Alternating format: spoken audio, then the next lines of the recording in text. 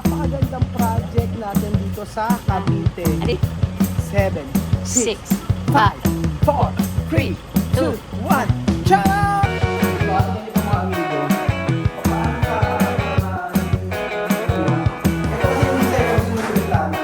Pinaka-importante po yung natapos sa aming project. Magandang araw po sa inyong lahat mga amigo. Kumusta po kayong lahat? Nandiyan po si Kuya Raul, ang pasmadong bibig ng Nueva Ecija. Si Kuya Raul, ang gwapong anak ng kontraktor. At nandito po ang asawa ng kontraktor na si Biskaya. Biskaya, kumusta na ang Thailand? Sawadi ka. Sawadi ka. For today's video mga amigo, ay excited po ako sa inyo na ipakita ang natapos naming project dito po sa Cavite. So ang project na ito sa Cavite ay talaga namang para sa akin ay isa sa nagandahan ko na ginawa natin. Mag-a-agree kayo pagka nakita nyo po ang ating ipinagawa. Actually ano na siya, tapos na talaga siya.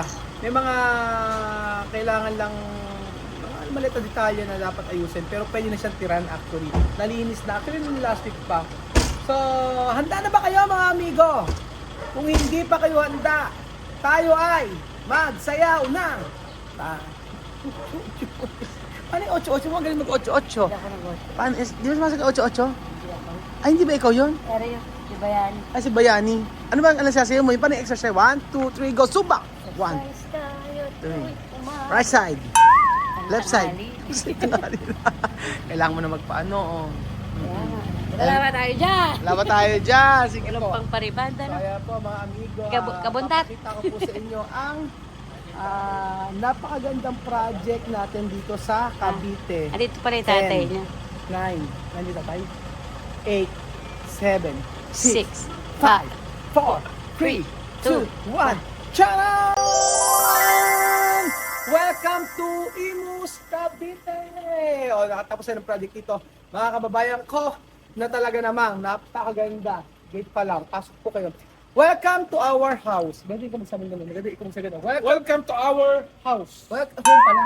1, 2, 3. Welcome to our home. Welcome to our home. Sabay tayo. Wala ka man lang ka. Para sa Energy, oh. Para sa preview. 1, 2, 3. Welcome to our home. Home is home. Kapasok po tayo mga amigo.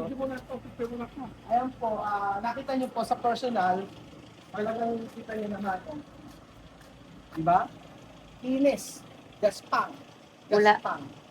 Ganda. Mula ulo, mukhang paa. Ay, hindi na nilagyan ng plant box mo. Ayaw. Ay, yung plant box? Okay, hindi niya gusto ng plant box. Pero maganda po nakagawa mga amigo. Kita nyo. Ayan, pasok po kayo mga kababayan ko sa bahay natin. Welcome to our house. Talaga naman pinagaganda yun. Ay, kamusta? Sulit po kayo,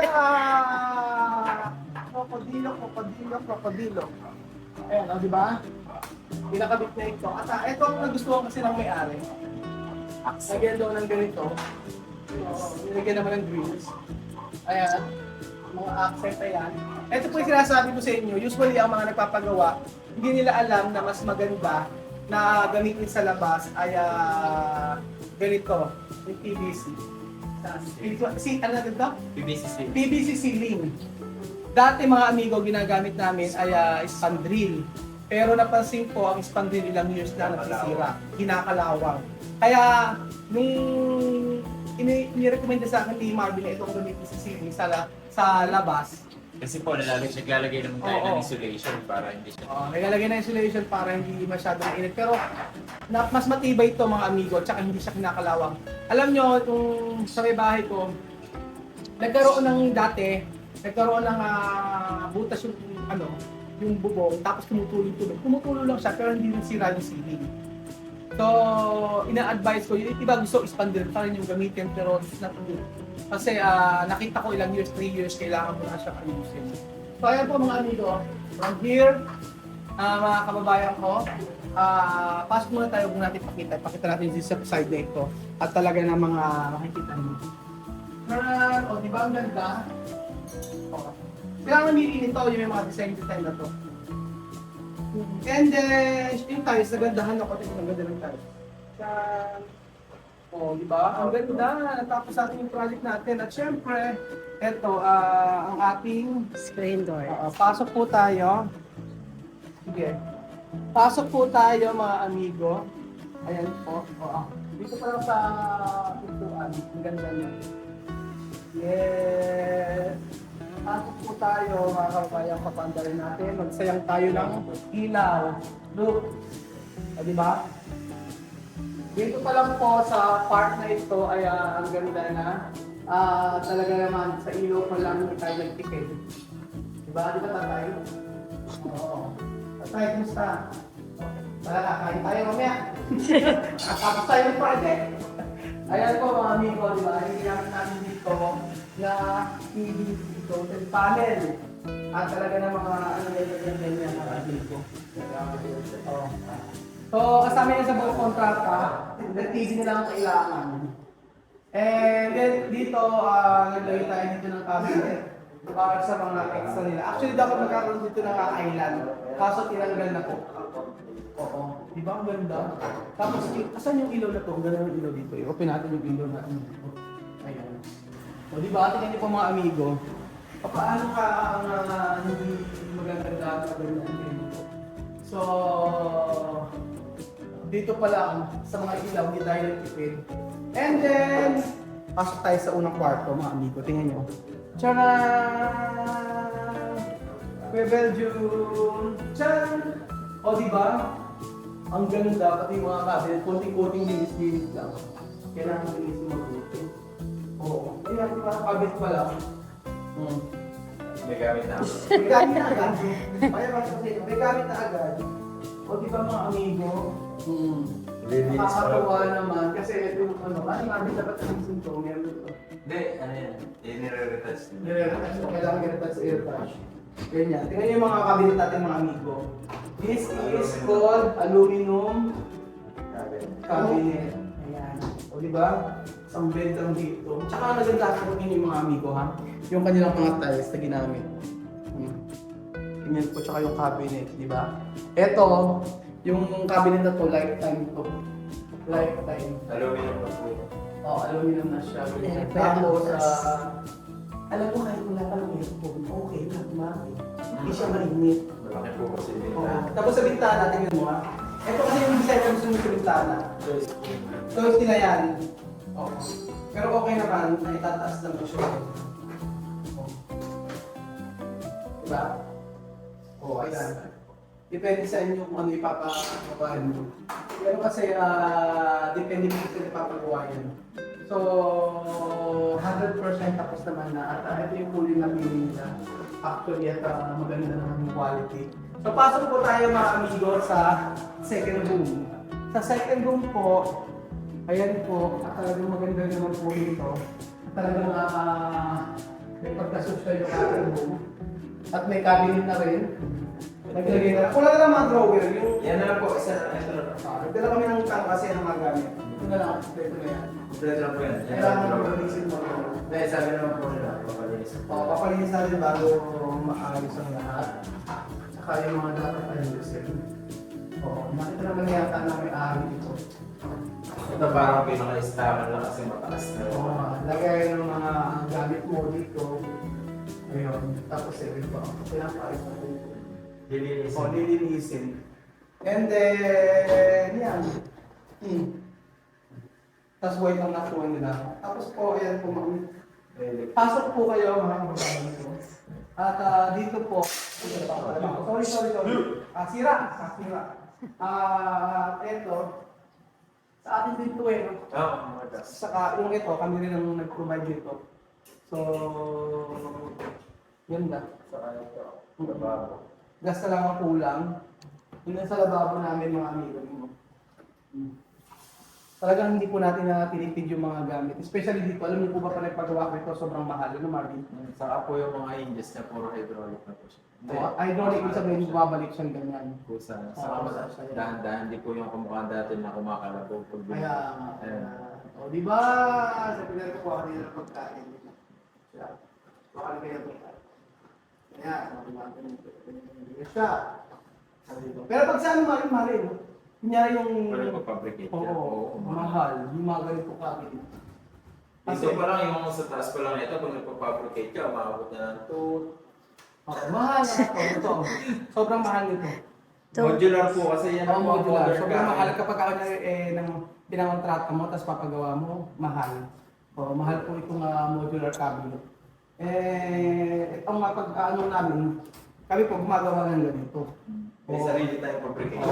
Kaya namin mag-fabricate ng ganitong yung ganito. And then, ito sa labas para amigo. Sila rin po namili nito. Di ba ang ganda? Tapos may screen pa. Tingnan mo ko, madam. Ganyan. Tapos, ang ganda. Sino nakaisip nito? Naglagay sila ng para dito. Brad po. Oo, para sa mga sampahan. Iron. Oo, ang ganda na magkakagawa. And then, meron sila ditong tangke. Kasi po may, ano po, may time na Walang tubig. Kahit walang tubig, kapag nawala ng tubig, automatic ito magagamit. Backup lang po yan. Backup lang ito. O, di ba mga amigo? Ang ganda ng pagkakagawa. Ay, may taga sa part na to. Wait, sample. Ito, Marvin, ayusin mo. Pero po, sino yung Hindi, galing dito eh. Oo, kailangan para sa atin yung tagas. So, dito, ganun pa rin yung ginamit namin.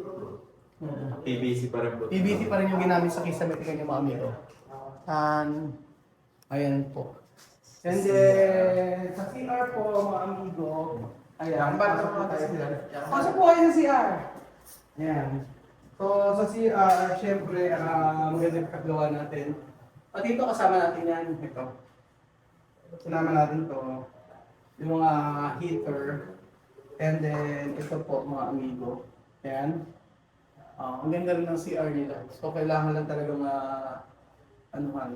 medyo maliit. Yung CR nila, okay lang, sakto lang. Hindi siya kalakihan, mga amigo. Ito pinto. Oo, sa pinto. Tsaka yung pinto, ayan.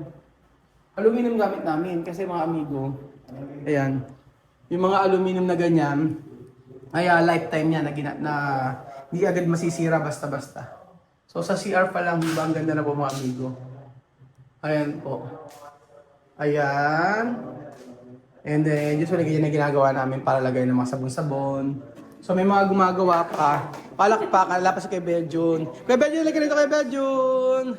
Okay, kay Beljun. 1, 2, 3, palakpakan. Marvin, palakpakan. Ayan po ang tatay. Tatay, kumusta pagkakagawa? Ala po problema. Kunti na lang. Konti na lang. Pero all in all, okay naman. At least tatapos namin, di ba? At saka talagang legit na gumagawa kami, di ba? Kasi yung iba natatakbuhan, di ba? Yung iba hindi tinatapos.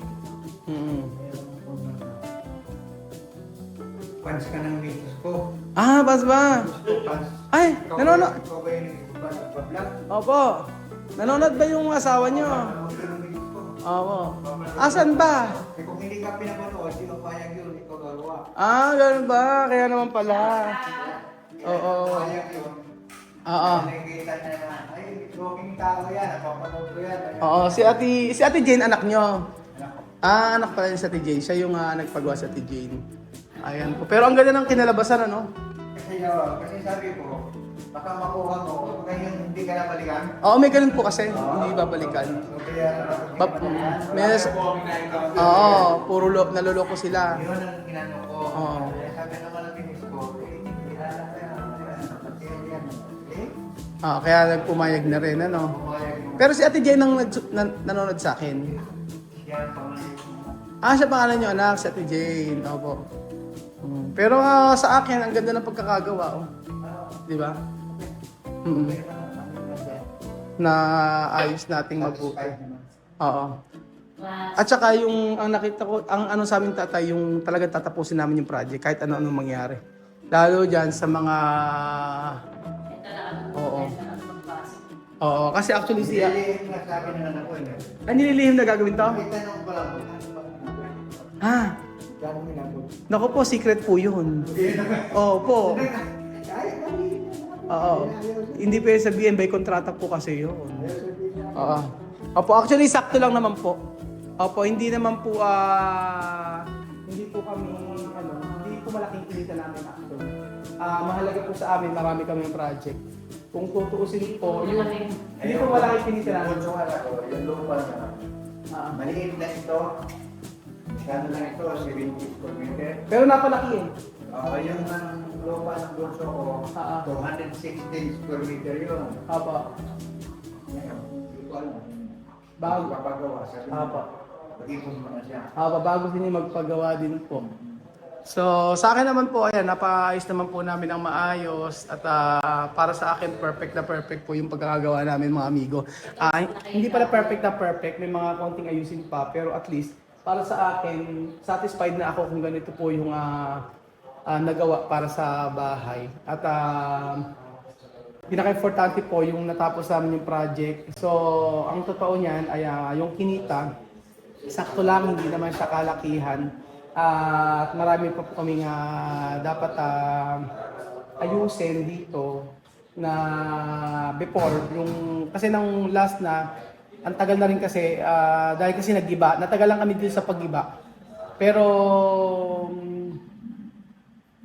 yung huling-huli na ang dami ng dapat ayusin pa ganyan Uli daw itong ground eh. oh, Malalim daw yung... ganyan po mga amigo. Okay, ilang piraso lang ng ground ito. Dali lang po. So ayan, Pagkaano na po, nalinis na po. tapos na po lahat at okay naman na. Ito po ang ating Nang huli nga po, akala namin maraming, nung huli, ang dami pang gagawin. Yung budget, alam niyo na, paubos na. So, masaya naman kami natapos. Tapos, yun ang importante mga kababayan ko. Sa amin naman, kumita ng kaunti, okay na rin. Kesa yung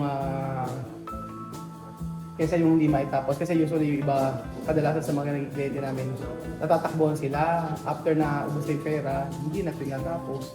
So at least po, inaitapos na po natin ito mga amigo. Ayan po ang project natin sa May Cavite. So, ayun, mga amigo. Ano pa sasabihin ko? Wala naman na. At, ano ba? Oo nga. Pero masaya ka naman sa pagkakatapos. Diba ganda, diba? Parang okay na ganito, diba? Kung ikaw. Pero simple pa ba to? Ano ka ba? Ano na to? Tingnan mo ang finish na to, elegant na yan. Ay, ano lang yun? Para sa nasa Elegant finish na, ganda na, oh, diba? Napakaganda, ano? Actually sa akin, hindi po pwede kasi ganito kalaki. Ganito yung size kasi marami kami. Oo, pero yung ganito finish, oo, isa lang naman sila. Kaya yung ganitong finish, okay naman na actually mga amigo. Oo, yung ganitong finish. Pang sa amin. Pang sa inyo pwede na. Oo, ganun po. Yes po. So ayan po mga amigo, maraming salamat po. At ito po ang house tour natin sa bahay na pinagawa ng isang OFW sa United States of America. At sa gusto mong pagawa, message po ako sa Pinoy in Equatorial Guinea. Ina-assure ko sa inyo na 300, 500% matatapos po yung project na napag-usapan natin. So, thank you so much po mga amigo. At abangan ko po ang mensahe ninyo sa lahat na gusto magpagawa ng bahay, apartment, magpabakod, swimming pool, resort, yan po, building, kaya-kaya po natin yan. Basta po, maayos yung ating kontrata. So, thank you so much po mga amigo at God bless po. Welcome home! Sawadee ka!